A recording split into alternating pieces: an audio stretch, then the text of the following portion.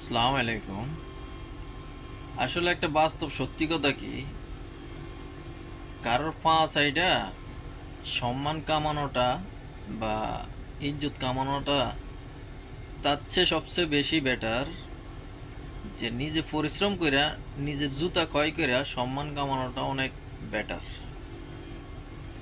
বর্তমান জামানায় এটাই বেশি চলে যে কিছু মানুষ আছে, কিছু মানুষের পাঁচ আইটা মান সম্মান কামায় বা বড় হইতে চায়। কিন্তু আপনি যদি বড় হইতে চান, তাইলে নিজের জুতা ক্ষয় করে বড় হওয়াটা আর মানুষের পা চাইটা বড় হওয়াটা অনেক তফাৎ। দুইটার মূল্য কিন্তু আলাদা। অতএব কারোর পা চাইটা বড় হতে বা বড় না হইয়া, সম্মানই না হইয়া বা সম্মান না কামায়, নিজের জুতা ক্ষয় কইরা পরিশ্রম কইরা বড় হন, সম্মান কামান, এটা আপনার চিরস্থায়ী থাকবো। আর যদি কারোর পা চাইটা সম্মান কামাইতে যান বা বড় হইতে যান, ওইটা স্থায়ী তো না, অস্থায়ী। সেটার উদাহরণ মানুষ নিজ চোখে দেখে। পরিশ্রমের ফল আর নিজের জুতা ক্ষয় করার ফল একদিন না একদিন আসে। আর আপনি যদি কারোর পা চাইটা বড় হইতে যান, ওইটার ফল আসবে দ্রুত, যাবে অনেক দ্রুত।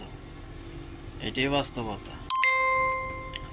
অতএব কারোর পা চাটাচ্ছে, নিজের জুতা ক্ষয় করেন, পরিশ্রম করেন, ওইটাই হবে সবচেয়ে বেস্ট।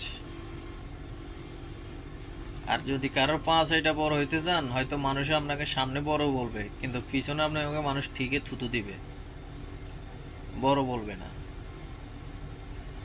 আর নিজের জুতা ক্ষয় কইরা পরিশ্রম কইরা বড় হন, মানুষ পিছনেও আপনাকে বড় বলবে, সামনেও বড় বলবে। পিছনে এক কথা, সামনে এক কথা বলতে পারবে না। এইটাই হইল বাস্তবতা। দেখেন, আমাদের বাংলাদেশের কথাই বলতেছি। অনেক মানুষের এলাকার মধ্যে অনেক নাম ডাক, সামনে আসলে হুজুর হুজুর করে, ভাই আসছে, বড় ভাই আসছে। আর লোকটা যখন সইরা যা, তখন মারে গালি দেয়, বোনেরে গালি দেয়, থুতু মারে। কেন? কেননা আপনার যোগ্যতাই অতটুক, বা আপনি অতটুক সম্মানের মালিক, এর চেয়ে বেশি না। আপনাকে মানুষ সামনে হুজুর হুজুর করবে, ভাই বলবে, আর পিছনে থুতু দিবে, মারে গালি দিবে, বোনেরে গালি দিবে। আপনি অতটুক সম্মানের মালিক, এর চেয়ে বেশি না। অতএব স্থায়ী আর অস্থায়ী দুটোটার ভিতরে তফাৎ আছে।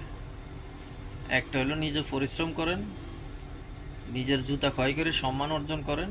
আরেকটা হইলো কারোর পা চাইটা সম্মান অর্জন করা। দুইটার ভিত্তিতে কিন্তু পার্থক্য আছে। বাকিটা ইতিহাস। বুঝলে অনেক কিছু, না বুঝলে কিছুই না।